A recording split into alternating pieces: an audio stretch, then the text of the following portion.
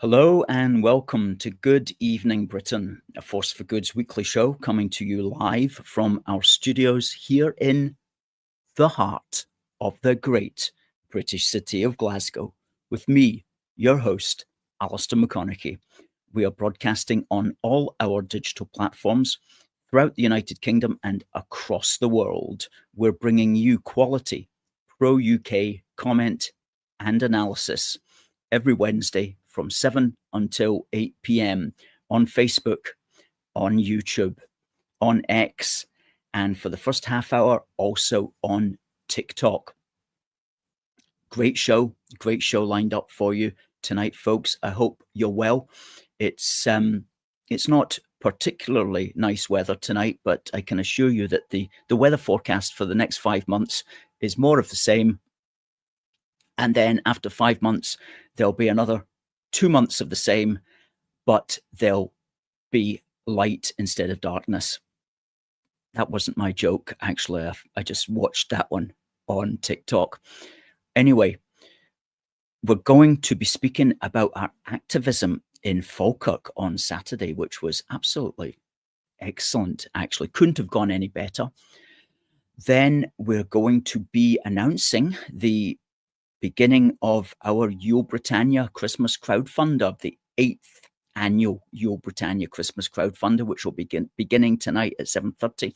And then we've got Ash Preston Journalist on as a guest from 7:30 to talk about the state of the United Kingdom, the state of Scotland, and the state of British politics.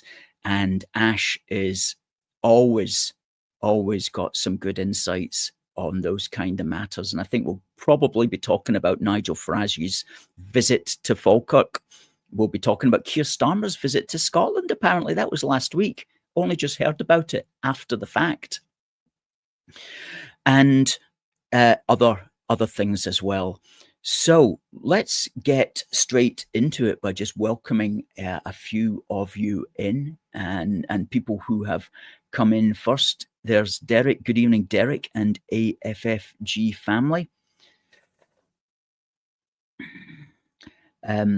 He's looking forward to seeing Ashley back on, and good to see AFFG in Falkirk. More about that in a moment. Hi to you, Oksana, and to Debbie, who was third on tonight.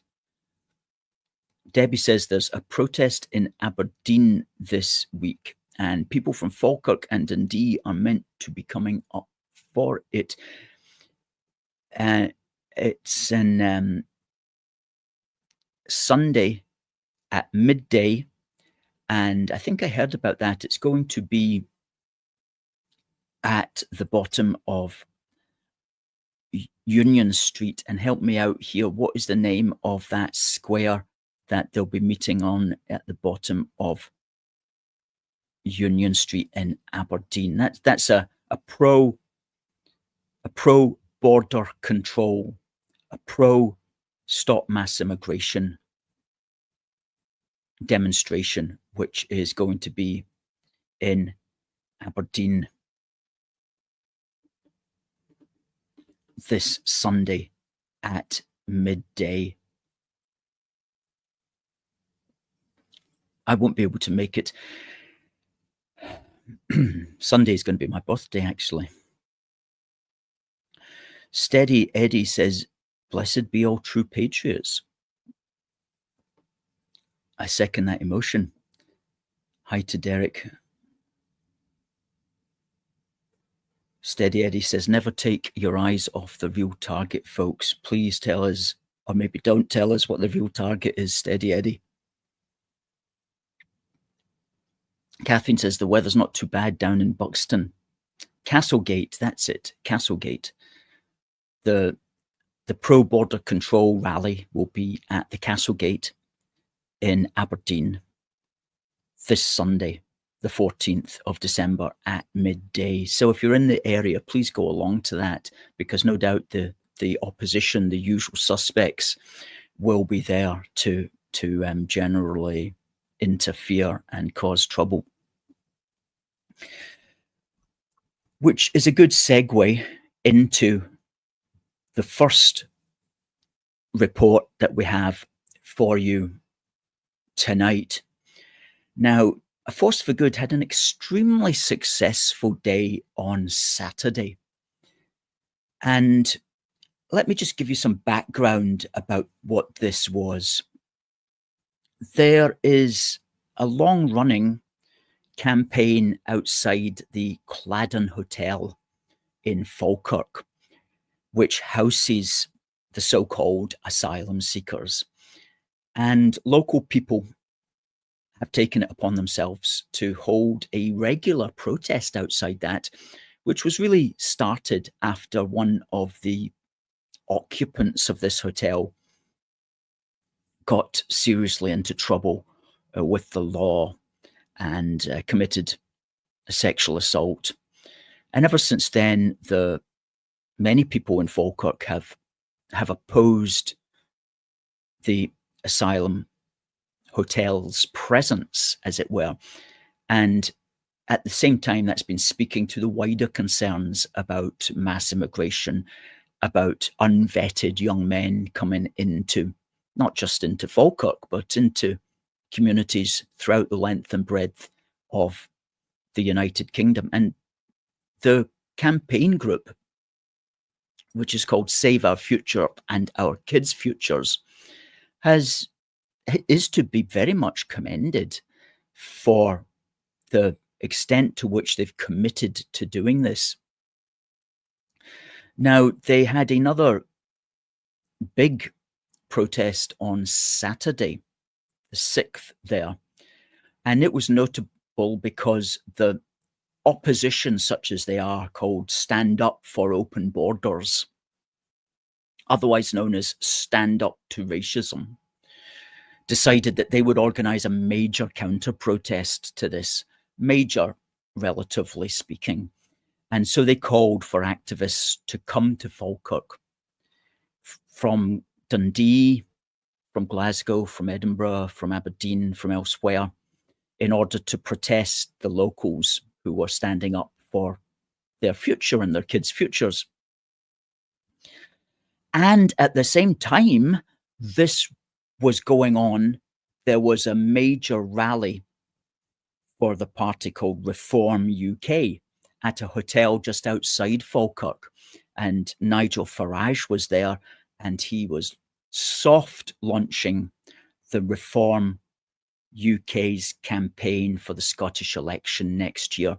And there was about 750, so we're told, members of Reform who were at this hotel, the Inshira Hotel, just outside Falkirk. So a lot going on in Falkirk. So we thought, do you know what? We need to get involved in that and to support the Falkirk Save Our Future and Our Kids' Futures group.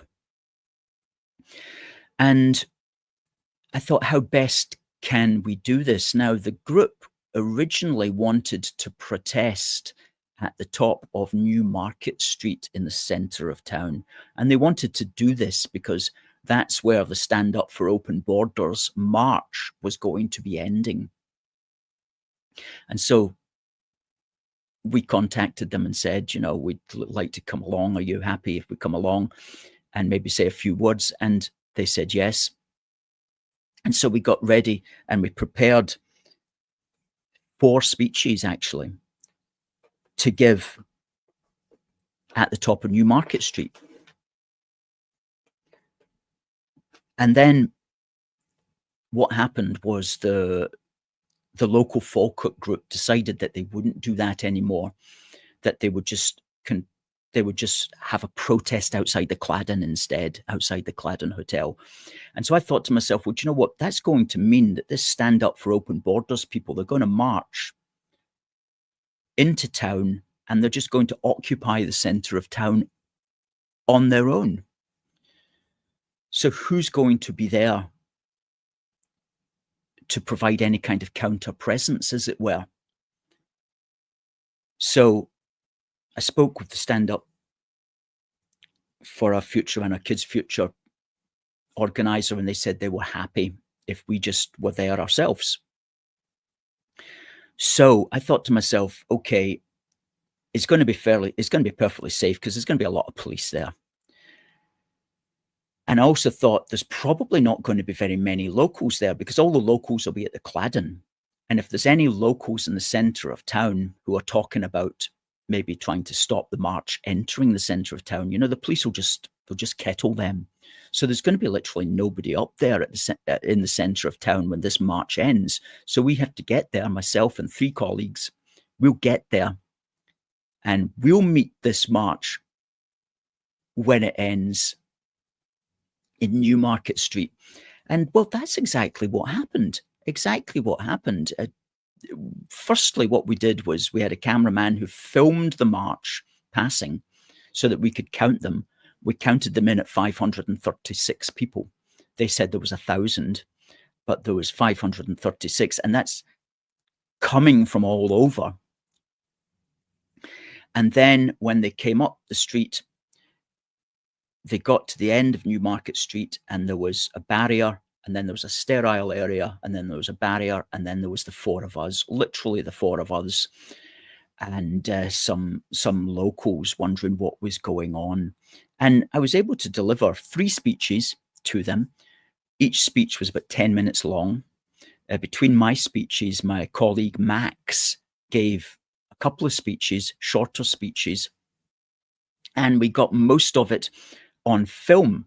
And to give you an idea of it, let's play a video, which is just a 2-minute video of my second speech. Now, the second speech was talking about the danger of unvetted people coming in, and it was making reference to Wayne Broadhurst, who was stabbed by a quote-unquote refugee. Let's play that now. Unquote refugee in Uxbridge, West London. At the same time, they stabbed another 2 people, including a 14-year-old boy. Mr. Broadhurst's funeral was last week, Wednesday the 3rd of December.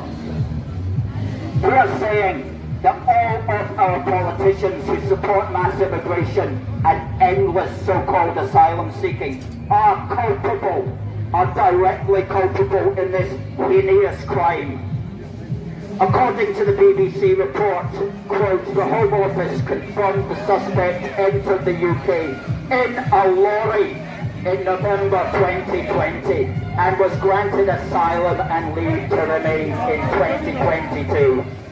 In other words, a person who entered the UK in an illegal manner was able to claim asylum and consequently go on to kill a British citizen. We say that all the politicians, the NGOs and the Stand Up for Open Borders group across the way, all those like them who support fraudulent asylum seeking are complicit in this murder. Absolutely! The responsibility for this murder and with all such murders and crimes related to violent so-called asylum seekers and so-called refugees rests squarely on the shoulders of the SNP, the Green, the Labour, the Lib Dem and the Conservative politicians who advocate to maintain the present open-door asylum system, including and especially the permissive embrace of rampant illegality, such as sneaking into the country via a lorry. Yes, so that was the beginning of my second speech. Now, what we've done is we're going to roll those 4 speeches out. The first speech is already out. It went out a couple of days ago, along with the full video of the speech. And you'll find that on our website, and we'll just put the link out there in the Twitter and on the Facebook threads. The second speech, of which that section you've just seen was part, that will go out tomorrow morning. And then the third speech will go out probably Monday coming, and then the fourth speech, which is actually a very dynamic one, because the fourth speech was given down at the Claddon Hotel itself, and it was quite exciting because there was a lot going on, a lot of a lot of things happening. So we gave those 3 speeches, and then the group decided to move away. The big Stand Up for Open Borders people, they decided to move away, and they went on down to the Claddon. And I have to say, the group itself was less militant than usual. Quite a lot of these groups can be like really, really angry and screaming and so on. But this particular group was less militant, I'm glad to say. They weren't, they were really just composed of kind of confused people, really. You know, kind of elderly confused people, young confused people, and guys that didn't really know why they were there. Maybe they were friendly with some of the younger women, I don't know. But basically, it wasn't a particularly militant group that we were up against, even though, as I say, there's 536 of them. So when they moved away, we packed up. And in fact, I actually shouted after them not to move away, because I was still to deliver the rest of my speech, and it was just getting to the good bit as well. It was getting to the good bit. It was getting to my analogy about Charles Dickens. And I was so pleased with that analogy in my 3rd speech that I wanted everybody to hear it. And so they're literally all packing up and going away, and I'm shouting after them, stay, stay. I've still to get to the good bit. Anyway, the good bit was, I pointed out that those kind of folk are always with us, and they always have been with us. And Charles Dickens even had a character called Mrs. Jellyby in Bleak House, and Mrs. Jellyby was more concerned with the starving Africans in Africa than she was concerned about the starving people in her own neighborhood. And so I said, you know, the Stand Up for Open Borders people are full of Mr. and Mrs. Jellybys, and what can we do with these people? And really, they're always going to be with us. The best thing we can do is do our darndest to keep them out of political power, because when they get political power, they bring the house down, not just upon themselves, but upon everybody else. And that's what we're seeing today in Scotland, is those kind of people who shouldn't be granted any kind of power over us all, being granted power over us, and generally just mucking things up for everybody. So I'm trying to upload an extra couple of pictures here about the event. Okay, so let's have a look at the first pic from this event. There you go. So that gives you an idea. I was standing on that bench, that circular bench there, and there's literally just the 3 of us there. A chap on the right, and the cameraman who took the picture. So that's what we're up against. Okay. There you go. We had the banners in front of us were decorated with that mass deportation now and asylum frauds out. And I was saying to a colleague of mine, you know, it's amazing, these slogans, because say like 5 years ago, I would never have taken those slogans out in public, because I just would not have known how they would have been received. But now they'll get received perfectly fine. It's all just part of the conversation now. And in my talk, I spoke about how we're all moving the conversation in ways that just a few years ago were pretty we couldn't have done. By the way, on the left there, you see a memorial, which is an extremely impressive memorial to the quote unquote South African War, 1899 to 1902. And I made reference to that in the speech, the first speech that I gave, talking about how it spoke to loyalty and duty and the protection of one's fellows. That memorial lists 38 men from the locality who ended up dead in South Africa. Okay, that's another one. Okay, you know, and that's another angle of the talks.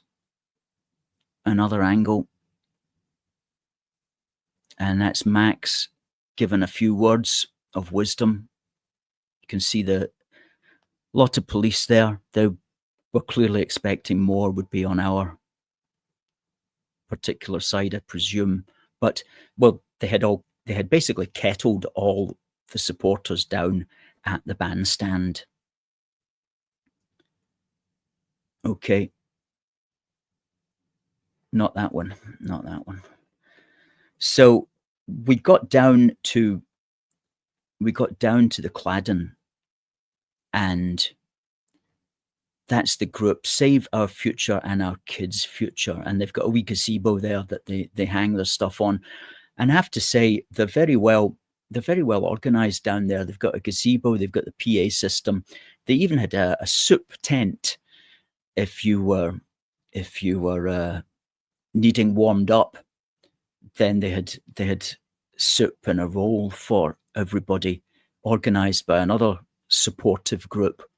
So I was very impressed with what they do down there, and I wish them the best of luck. And they also were very kind enough to allow me to speak from the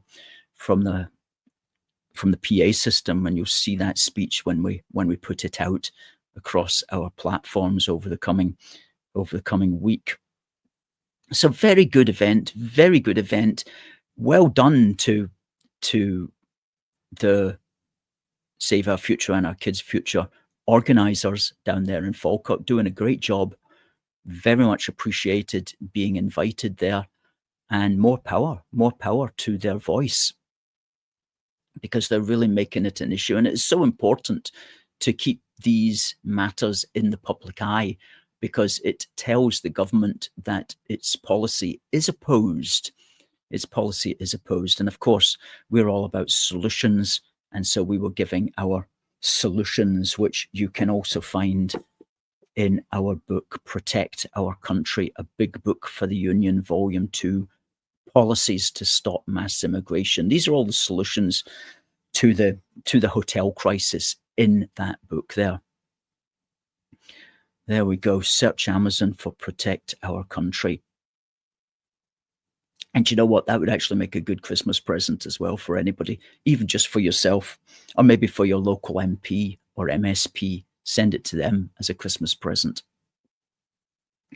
Now, talking of Christmas, our Yule Britannia Christmas Crowdfunder will be launching in 7 minutes. When it does, we'll put up the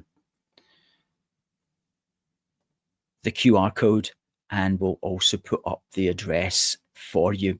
And we're trying to raise money this year, well, for the first 6 months of 2026, and we're calling it Time to Remove the SNP in 2026. I think that's what we're calling it. Let me just check what we're calling it. I went through various things. Yeah, help us remove the SNP in 2026. That's what we're calling this one, because 2026 is all about getting rid of the SNP, or at least much reducing its power at governmental level. If we can get them down to where they're forced into some kind of coalition, or maybe even not able to govern, then that's the best thing that we can do. So we're trying to remove the SNP ideally in 2026. And when you go to our crowdfunder site, you'll see our three main, well, you'll see it all laid out. Maybe there's too many words, actually. I don't know. Tell me what you think. But basically, we need the funding to cover all the basics.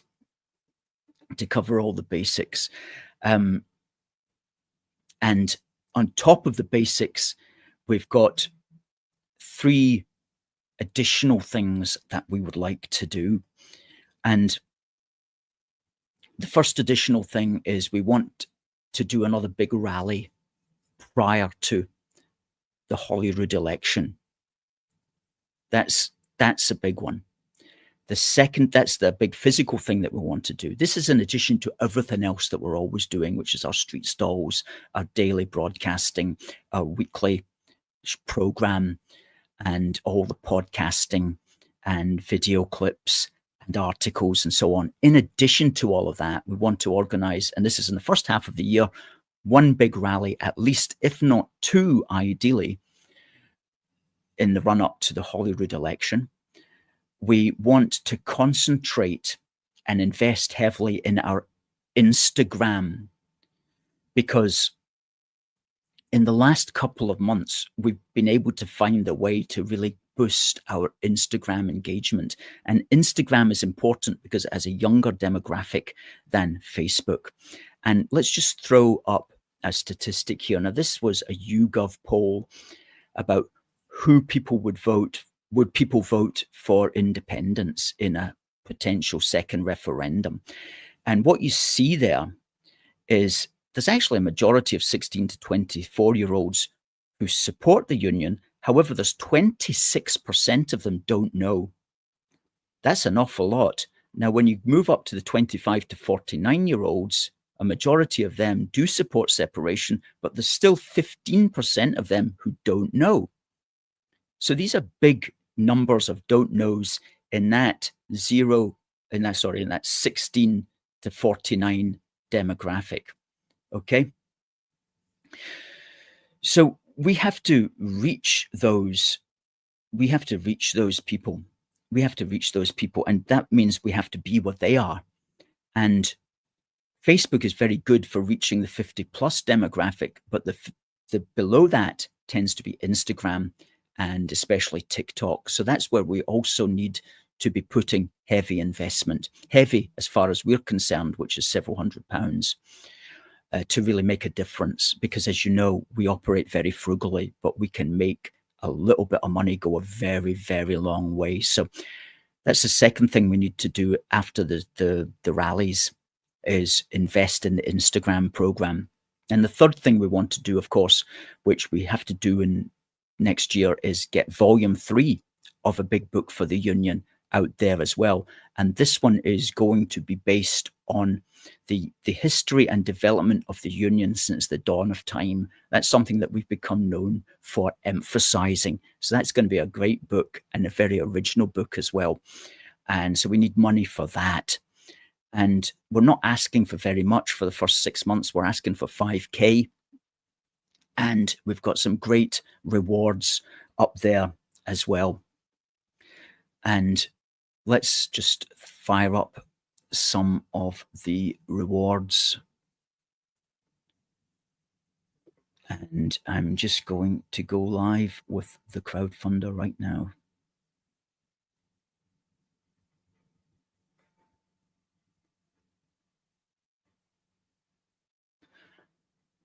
Well, let's, I clicked the button and I'm not, yeah, I got to click that button. Congratulations, your project is now live at 7:29, and that will last until the 7th of January. So those sort of things that you've seen there, we've got that they're all rewards. You don't need to have a reward. You don't need to claim a reward. You can just fire in a figure of whatever you want. But if you'd like to send in 15 quid, for example, and get a little badge at the same time, then go to crowdfunder.co.uk/AFFG 2026. And it's all there for you. Now, folks, it's my pleasure to welcome friend of the show. And that's the crowdfunder graphic up there now as well. That's the QR code. You can click on that and get taken to the crowdfunder also. My pleasure to welcome friend of the show, Ash. Now, folks on TikTok, we're going to have to say goodbye to you because you won't be able to see this. But we'll see you next week on TikTok.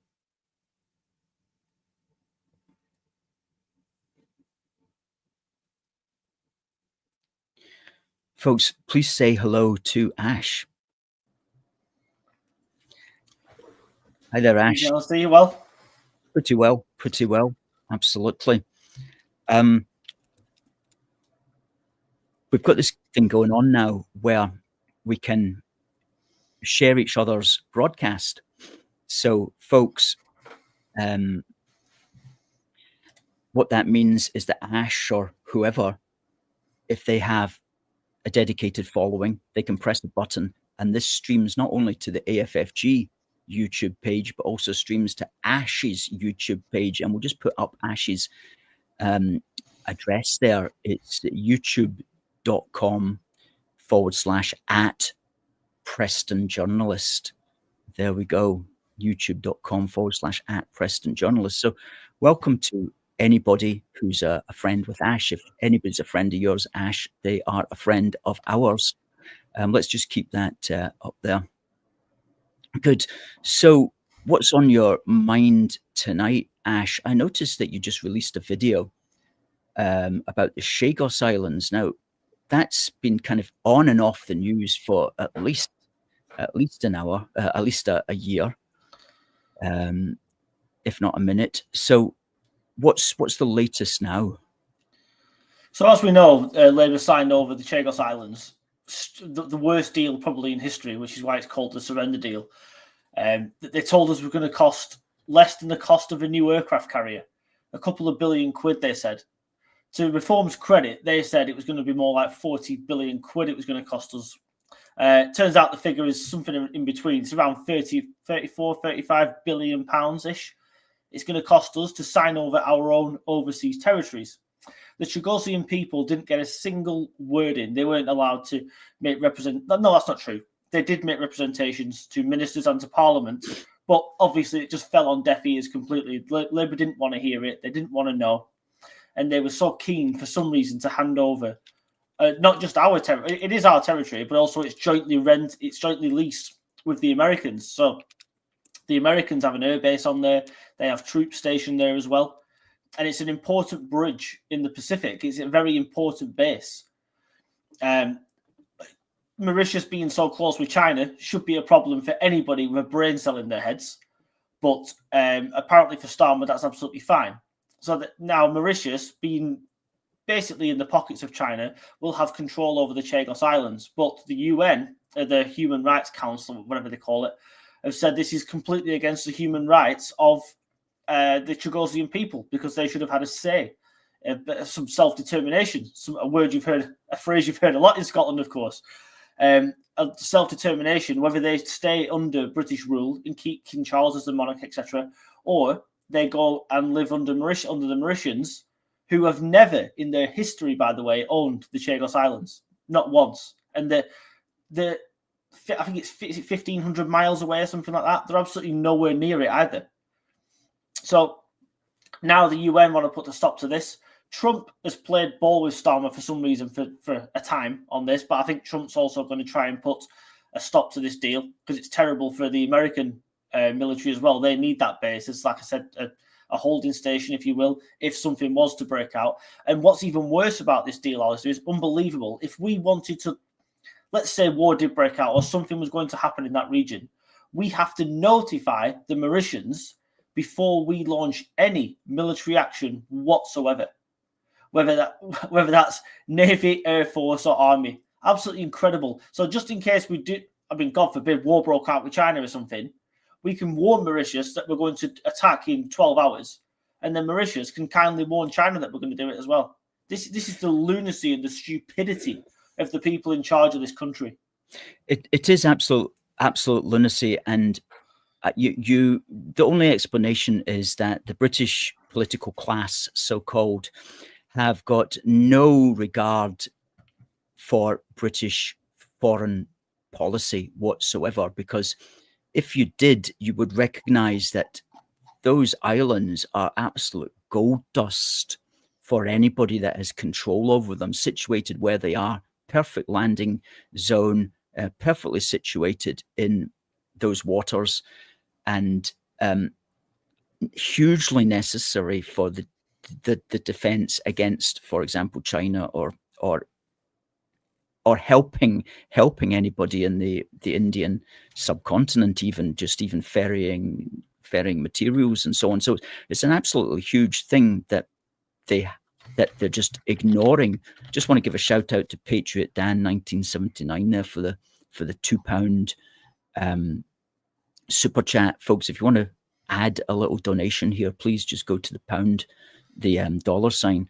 But I was thinking about this earlier as well today, as regards like the British overseas territories and the Commonwealth realms and so on, especially in the Caribbean and places like that. Britain does nothing for them, doesn't help them in any way, when what we should be doing is going in and trying to invest in these countries and saying, can we build your schools? Can we build your roads? Can we help you build factories? We'll get a cut of whatever and so on. Because that's what the Chinese do. The Chinese are moving into all these Caribbean countries and basically kind of buying them over. I'm not saying we should buy them over, but we should be at least seeing their value and helping them where we can for mutual benefit. And so that they see the point of having the king as the head of state, so that they see the point of their close relationship with Britain. But we have none of that imagination anymore to say, yeah, let's use these precious overseas territories and Commonwealth realms, which are the places that have still got the king as head of state. Let's use them for mutual benefit. But it doesn't seem that we've got any kind of thinking around those lines at all. No, and you know why? Because these people are globalists. They're internationalists, aren't they? They're not interested in Britain. They're interested in what they look like on the world stage. What they're really bothered about is getting rid of any form of colonialism. You know, Britain is bad. The empire was bad. Everything we ever did was bad, and that's what it's all about. Gibraltar will be next. The Falklands will come afterwards. You know, they've already given Spanish, is it police, something like control over Gibraltar anyway. So something to do with Gibraltar was given away. These people are nuts, but they hate our country. That's the point here. And just to Brandy199 is absolutely correct. Made the comment there, by the way. I was wrong. It's not in the Pacific Ocean. It's in the Indian Ocean. But it's a nice bridge over to the Pacific, the Chagos Islands. But these people absolutely hate our country, whether it's Starmer, Lammy, you name it. And the Chinese, you're right, are clever. They call it the Belt and Road, don't they, initiative. And what they do is they go in there for countries that have nothing or very little infrastructure, and the Chinese will build them railways or bridges or, you know, you name it, that kind of thing. And then these people end up in so much debt to China.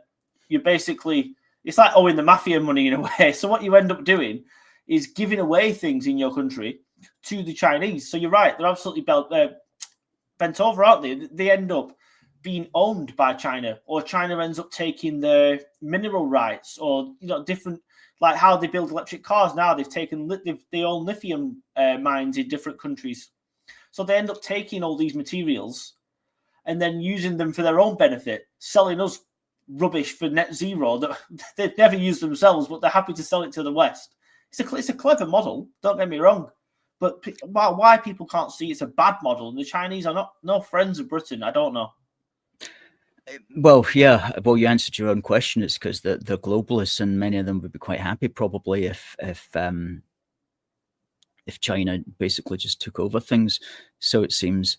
But no, it's, and we wouldn't want to do that necessarily, you know, because that's a kind of new form of like imperialism, isn't it? It's like without the soldiers with the khaki helmets and the bayonets. It's more of it's like economic imperialism, which there's always been a sort of, always been versions of, and this is just like the modern incarnation. But we could find ways of investing in things, factories and products and so on in these Caribbean countries and elsewhere, without being accused of exploiting them in the way that the Chinese do. And it just pains me to see that we've got such a lack of imagination on that.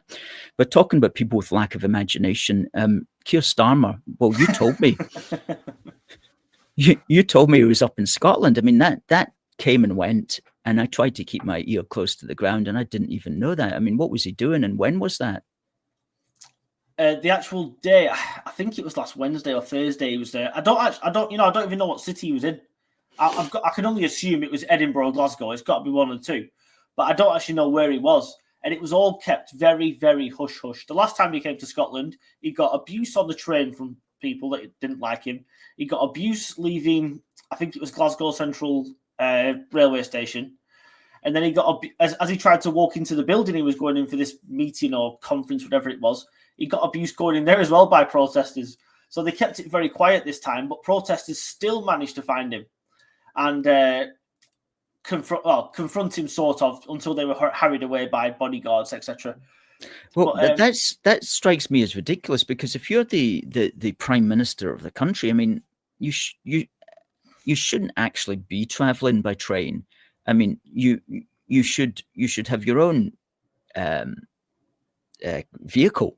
Like, you should have your own limousine or whatever you want to call it, but you should be in one of these, like how the Americans do, like when Donald Trump travels around. I'm not saying he should have like a 40 vehicle cavalcade, but like a couple of vehicles with, you know, a backup first aid and so on in the second vehicle. I mean, that's how he should be getting around. That's the safest way for the prime minister. You don't stick him in second class or even in first class on some train that's probably going to break down. I mean, that speaks again to how rubbish Britain is, that you can't even ferry the prime minister around without sticking him in second class.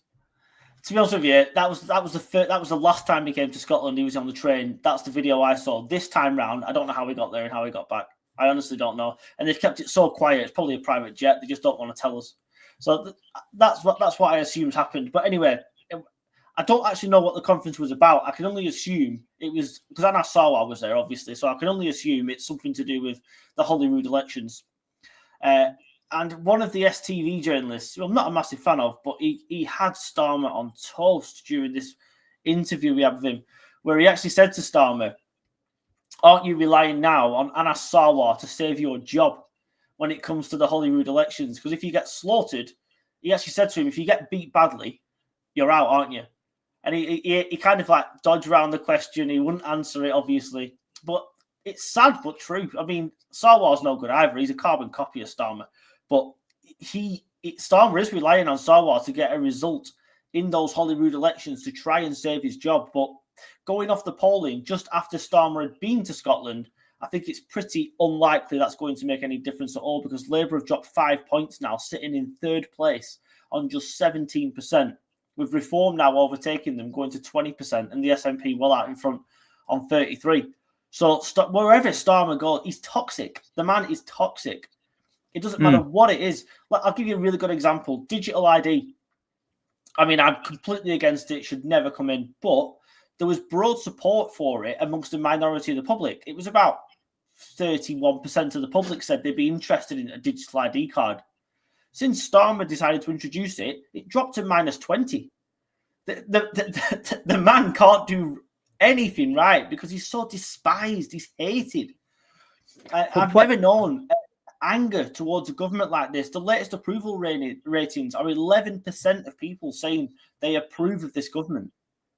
Why do you think it is particularly bad for him? Because he doesn't connect. He's not human. And everything that he believes in. Well, first of all, he lied to become Labour leader. He had 10 pledges to his own membership and his own MPs, and he backtracked on all 10. Things like nationalising railways and energy and all that stuff. He backtracked on all 10 of those. The Labour manifesto from the last general election, you can tear that up and put it in the bin, because that was all lies as well. They didn't talk about digital IDs. They didn't talk about £70 billion worth of tax rises on people, and then trying to tell us it's not working people that are having to pay more tax now, when it absolutely is, of course. The man, imagine being stuck in a lift with him. That you know, he has no personality, no charisma, no beliefs. His own MPs are sick of him, and they're trying to get rid of him now, but it's notoriously difficult to get rid of a Labour leader. But he just doesn't come across as human. And I speak to quite a few Labour MPs. They don't necessarily like me, but they like feeding me stuff. The majority of those 400 that are sitting in Parliament now have never met him. They don't know him. They've never spoken a single syllable to him. I accept it's difficult to get around 400 people and get to know them all and speak to them. I get that. But make the effort. At least try. And then he's marching them up the hill on different policies, such as keeping the 2-child benefit cap.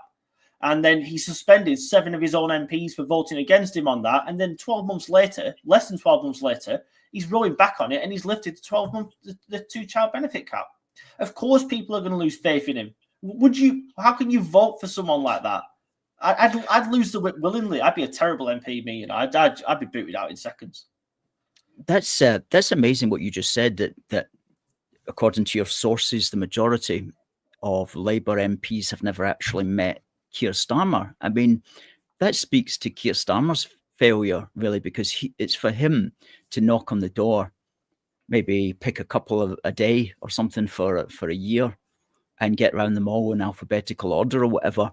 But you want to be able to just connect in some way with them. Just do 2 a week or something. It's not difficult, is it? Yeah, it's, you know, even if you're making the effort. I can tell you something really interesting. In Parliament, not last week before, Starmer tried to walk around the bars and restaurants in Parliament. For one of the first, people said they'd never seen him there before. And all of a sudden, he's trying to cozy up to all these Labour MPs that he's never met in his life. He's trying to have conversations with them, sit down to dinner with them in the parliamentary restaurants. And people were shocked. They were saying, well, we've never seen this guy in here before. And all of a sudden, he's trying to kiss their backsides. And it didn't go down well, by the way. And literally, in one of the private dining rooms that's reserved for just MPs, Starmer was dining with a few of his own MPs. And literally, I can tell you this for a fact now, in the next room down from them, in a private room, a bunch of his own MPs were sat there plotting on how to get rid of him. Right. that's how bad. It's literally feet away from him. They're plotting to get rid of him while he's trying to schmooze you up to a few of them at a dinner table. Supermorto here has done the calculations, says that there's 72 10-minute intervals in 12 hours. It would take a week to meet with everybody. I'll trust that's accurate. But yeah, I mean, in that case, if you wanted to spread it out a bit, it could take 2 or 3 weeks, but certainly you could get around them. But make the effort. That's what it's about, isn't it? Yeah, well, absolutely. You know yourself, if you go to a shop somewhere or a restaurant or a pub or something, if someone uses your name like they know you, you feel like you're getting better service. Like, you know, they know you. That's all Starmer has to do. Learn any random MP's name. Maybe one thing about them. They've got a wife and 2 kids. That's it. You meet them, you go, hello, such a person. How's the wife and children? That's this right. guy knows me. He actually knows who I am. That's good. I feel like I've got something in common with this guy. I've got some sort of loyalty or affiliation to him. He won't have done any of that. I guarantee you now he won't have done any of that. And modern technology makes that so easy as well, because you just need to have a list of the names, and even on your mobile phone, you just put in like John, 2 kids, wife's called Jane, whatever. Exactly. How easy is that? It's very easy, very easy. So I'm talking about people who have got maybe a little bit more charisma. Nigel Farage was up in Falkirk on Saturday, addressing a very large number of people in the Shira Hotel. 750 were told. I was skeptical of that, so I Googled it. And in fact, yes, they do have a ballroom that can take 750 people sitting down. And they make a big thing of that. So whether every seat was taken or whether the ballroom just looked quite packed, so they said 750, then I don't know. But it was certainly a substantial number, into the hundreds. And that's very unusual for any kind of political event in Scotland whatsoever. And what I find interesting is we're regularly on TikTok, and we'll come across a video of like maybe a Labour SP or SNP MSP or Lib Dem SNP, and they're slagging Nigel Farage, and you're looking, there's like 500 comments. So you go onto the comments and they're all, don't care, voting Nigel all the way, I'm reform. And these are just like, you can look at, see, it's just like normal people. And so he's got huge support here. And the Labour and Tories and Lib Dems don't really know what to do. The SNP, though, is lucky because it's an unusual political party. It just talks about separation for Scotland, and there's always a percentage, at least 25% of people who vote for them on that alone, even if you put up a proverbial unicorn or whatever, they'd still vote for that thing. And if they can get 30% of the people voting for them on the day, then they're going to get like a majority in Holyrood. And so they're always sitting quite pretty, but it's going to be harder. It's going to be harder for them in 2026, no question about it. I don't know if you followed any of Farage in Scotland at the time. Yeah, I mean, I'm actually quite surprised myself. I didn't think Farage would do very well in Scotland, but it seems that people are willing to listen to an alternative. The problem for Farage is that people were willing to vote Labour last time because they were sick of the SNP who'd done nothing. So the SNP got obliterated. Now they're more willing, it seems to me, or certainly looking at the polls, to go back to the SNP because they just want to give Westminster a bloody nose in any way possible. So like you just said, they're always going to have, say, a 20, 25% share of the vote just by saying, I want to leave the UK. It's never going to happen, of course, but that they'll always get a certain share. Then all they've got to do is get another 5%, and they've already got a substantial amount of MSPs inside Holyrood. You know, they're polling at 33 now, and that is partly down to Westminster. Farage is probably the only person with the charisma and the what's the word there? The presence, the notoriety. That's what I'm looking for. The notoriety to take on the SNP really inside Scotland. But then again, he wouldn't be. Let's just say I don't think it's going to happen. But if Reform got a majority in, or with the biggest party in Holyrood, who would be the first minister? It wouldn't be Farage, would it? Because he's trying to be prime minister. You can't be both. So it's a bit of a difficult thing, really. I want to see Reform get a good number of MSPs, and I think there's a chance at that. Farage is certainly, if he can't do it with his draw, then I don't think anybody can. And I hate to say this for the people of Scotland, you know, obviously I'm pro-unionist just like yourselves, but the SNP are going to be the biggest party in Holyrood. There's no stopping it because Westminster have been so bad. I think you could see a bit of shifting around as well. I noticed the Lib Dems are dropping quite substantially inside Scotland. You might see Alex Cole-Hamilton get booted out. You'll probably see Sawar get booted out. There'll be a big change, I think. And I wouldn't be surprised if the Scottish Tory leader, what's his name? I'm not a big fan. Findlay. Russell Findlay. Yeah, I wouldn't be surprised if he got booted out as well. I was never a big fan of Russell Findlay, and I think he'll get booted out. None of them are powerful, strong enough, big enough voices to take on the SNP, I don't think. No, there's not. That's what Reform's. I mean, Reform's going into the last 5 months now, before the 7th of May, and basically they don't have a national figure in Scotland. Now, that's recognisable at all. They don't have, actually. They don't. I don't believe they have a Scottish leader at all. So they have to get that sorted, and it has to be somebody that connects in a Scottish way. And they've got one. I can think of maybe one person that they've got that does that. That's already got media attention, but they're going to need that. And the idea of them having the deputy prime minister the deputy first minister isn't entirely crazy. I mean, unless it probably is crazy because the SNP would need to do a coalition with Reform, which that would be good. That would be good. That would keep the SNP on its toes, and that would probably protect the union. I'd much rather have them doing that than a coalition with the Greens, because all that's going to do is destroy the union. So yeah, an SNP Reform coalition, maybe that's what's going to have to happen. And get large odds at the bookies for that. Yeah, that might be the way that the numbers will fall. I mean, that's almost certainly going to be the way that the numbers will fall.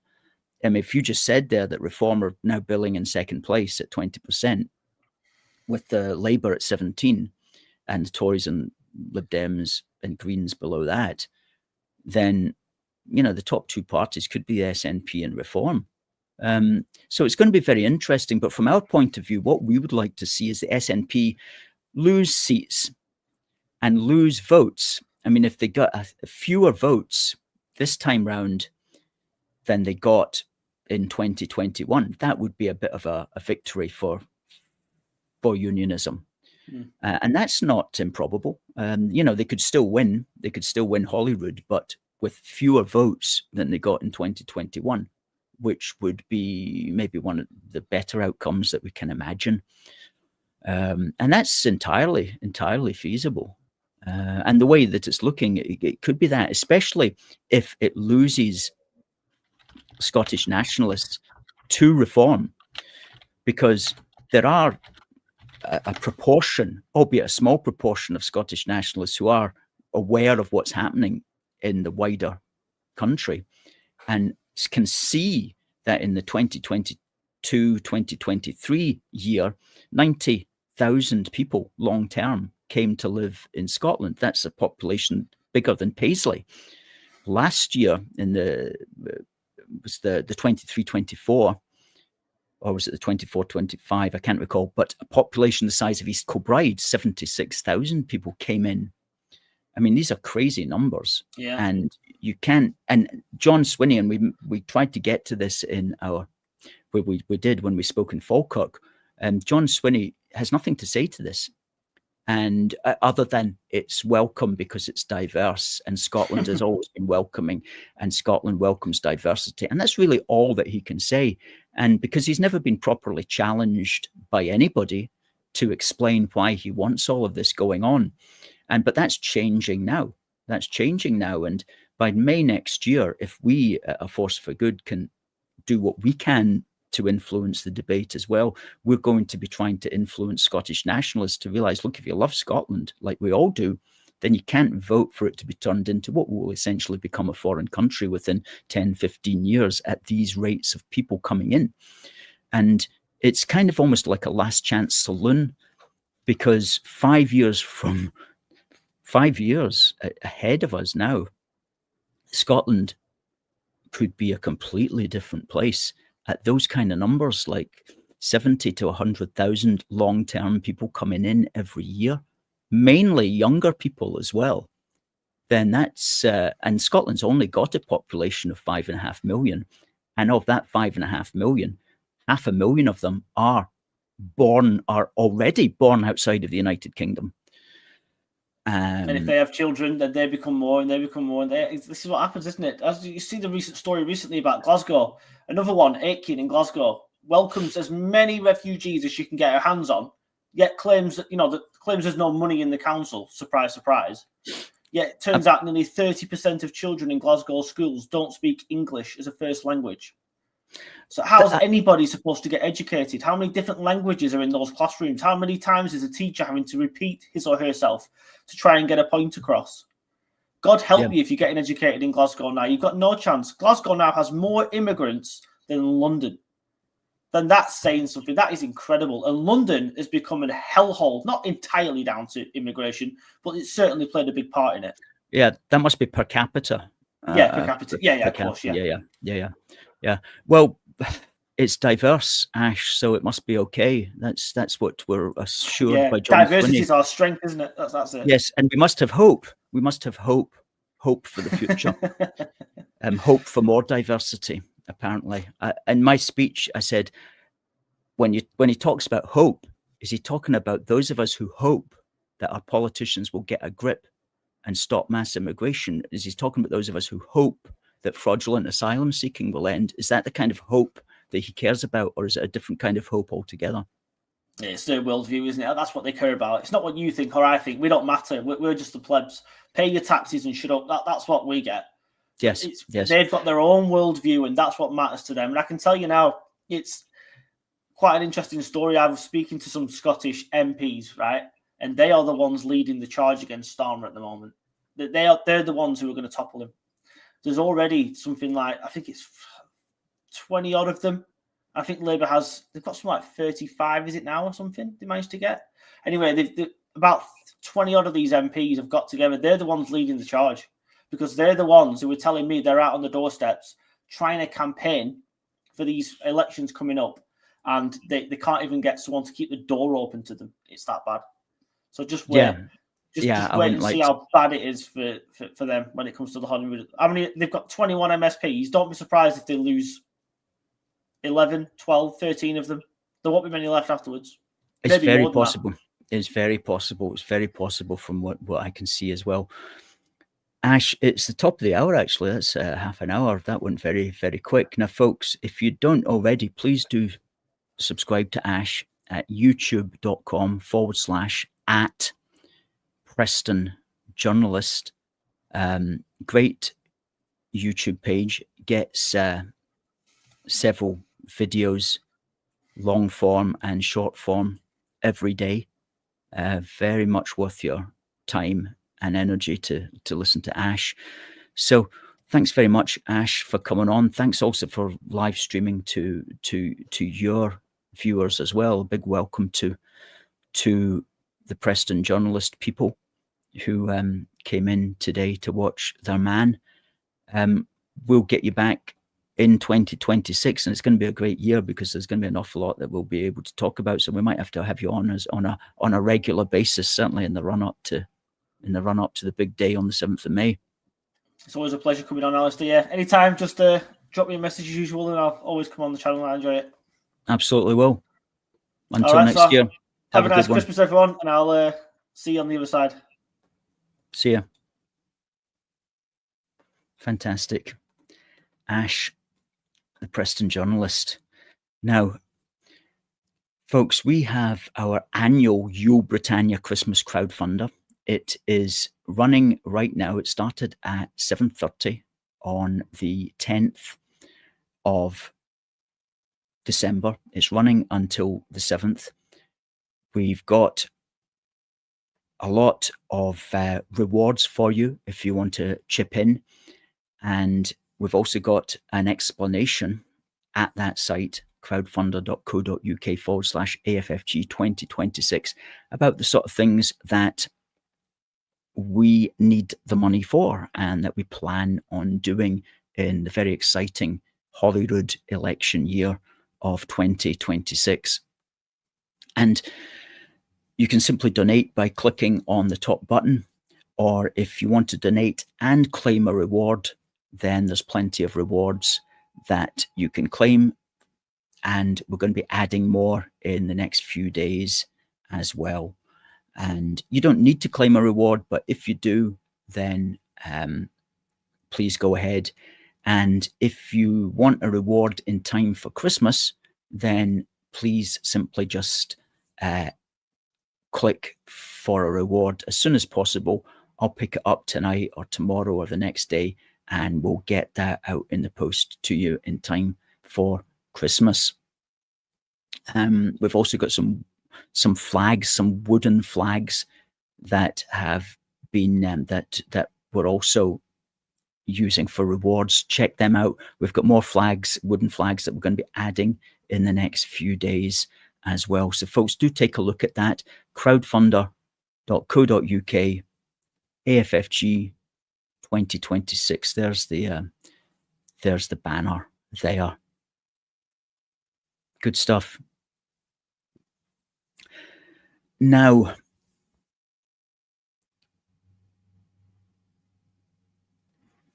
screenshot. We're going to be back next week. We'll have a guest next week as well. And what we'll do next week is we'll kind of wrap up the year, including our achievements and all the sort of stuff that we've done this year. So that'll be a good show next year, next week as well. But until then, folks, I think that's everything. Let me see. Lots of comments coming in tonight. Derek says, great show.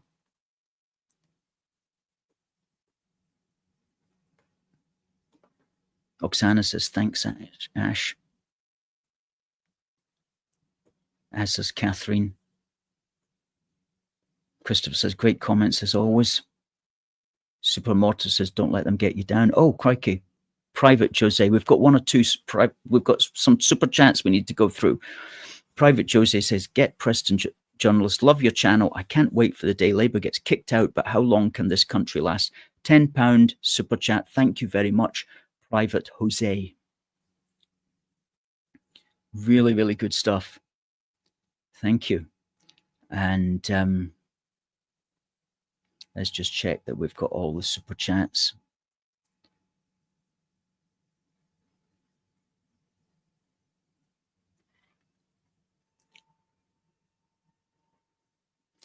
There was one earlier, wasn't there? There we go. We'll bring him up again. Where is he?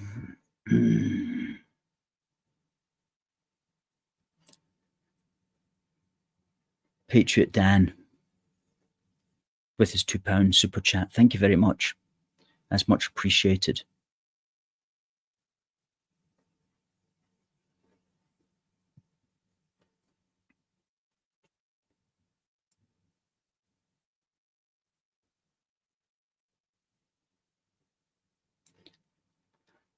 Good stuff. Okay, folks, just remains for me to say we'll be back next week.